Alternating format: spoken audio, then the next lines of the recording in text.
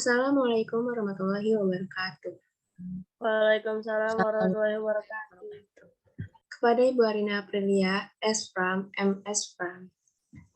Kami dari kelompok 7 ingin mempresentasikan asam amino dan glucosinolaat yang beranggotakan Putri Pujimugi Rahayu 200-442, Rehan Salsa 200-446, Rani Febrianti 200-447.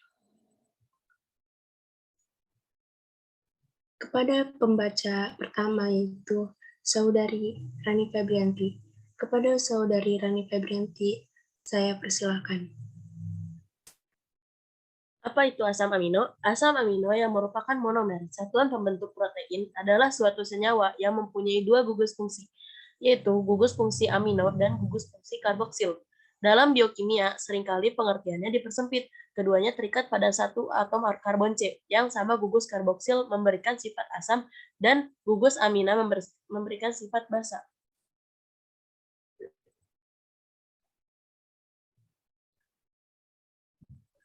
Fungsi asam amino.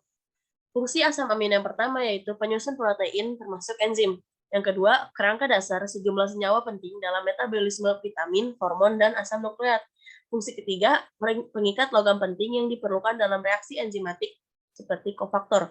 Fungsi keempat, asam amino didapatkan dari sumber-sumber protein.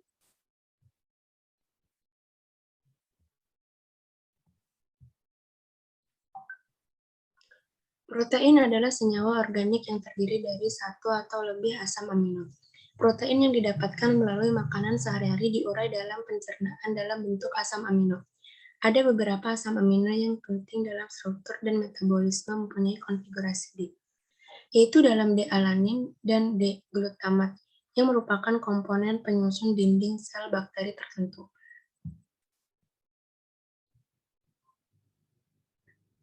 Ada 12 macam asam amino lain yang tidak terdapat di alam, tetapi dapat disintesis dari fragmen karbohidrat dan lipid sebagai sumber nitrogen melalui reaksi katalis enzim. Asam amino ini sangat dibutuhkan oleh tubuh dan disebut asam amino esensial. Berdasarkan konvensi ikatan peptida ditulis dengan asam amino yang mempunyai NH3+ bebas dalam sebelah kiri dan asam amino dengan gugus COO- bebas sebelah kanan. Molekul yang mengandung dua asam amino dengan satu ikatan peptida disebut dipeptida molekul. Mengandung 3 asam amino disebut tripeptida. Ada trapeptida dan pentapeptida, dan seterusnya. Kepada Saudari Raihan Salsa, saya persilahkan.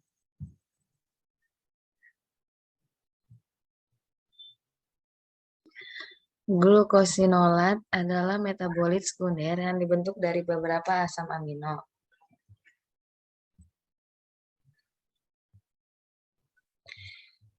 Hidrolisis dari glukosinolaat terjadi karena adanya enzim mirosinase senyawa beracun seperti isotiosianat, tiosianat, nitril, dan epitionitril.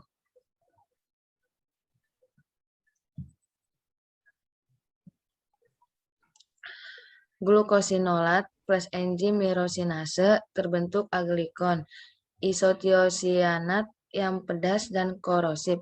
Apabila dikonsumsi dalam jumlah berlebihan, maka dapat mengakibatkan iritasi pada lambung dan diare.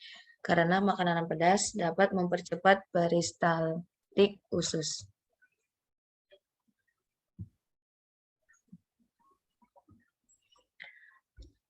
Glukosinolaat ialah zat anti gizi yang terdapat pada tumbuhan famili Brassiaceae menyerupai kubis dan sawi. Tumbuhan memakai senyawa ini sebagai pertahanan terhadap serangan dari serangga pemakan daun. Zat ini sanggup menimbulkan keracunan pada serangga yang belum menyebarkan kekebalan terhadap glukosinolaat. Apabila insan sering mengonsumsi masakan mentah yang mengandung glukosinolaat, sanggup mengalami kelainan berupa pembesaran kelenjar tiroid atau gondok. Pembaca selanjutnya adalah Saudari Rani Febrianti. Kepada Saudari Rani Febrianti, saya persilakan. Fungsi glukosinolat. Fungsi glukosinolat bisa diartikan sebagai artakan, sebagai senyawa pertahanan, sebagai pengusir herbivora.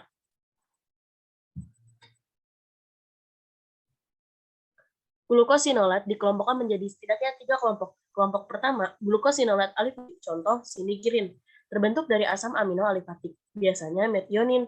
Kelompok kedua, glukosinolat aromatik, contoh sinalbin, terbentuk dari asam amino aromatik, fenilalanin atau tirosin. Kelompok ketiga, glukosinolat indol, yang terbentuk dari asam amino indol triptofan.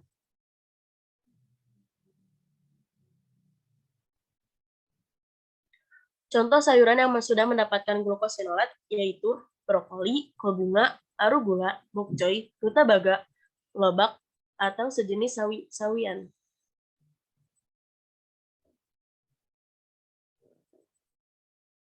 Terima kasih dan sekian dari kami dari kelompok 7. Dan apakah ada pertanyaan? Pertanyaan dari kami yaitu,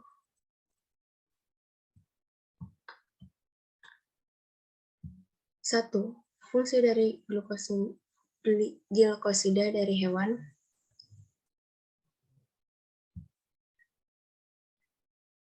Soal kedua, glikosida aldehid merupakan glikosida yang jika dihidrolisasi menghasilkan.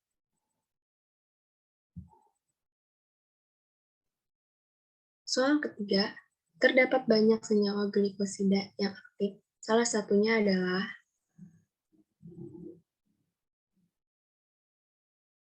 yang keempat, senyawa terpenoid umumnya ditemukan pada tumbuhan.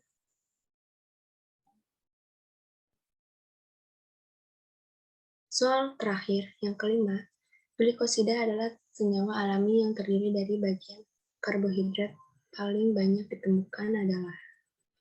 Sekian dari kelompok kami. Wassalamualaikum warahmatullahi wabarakatuh.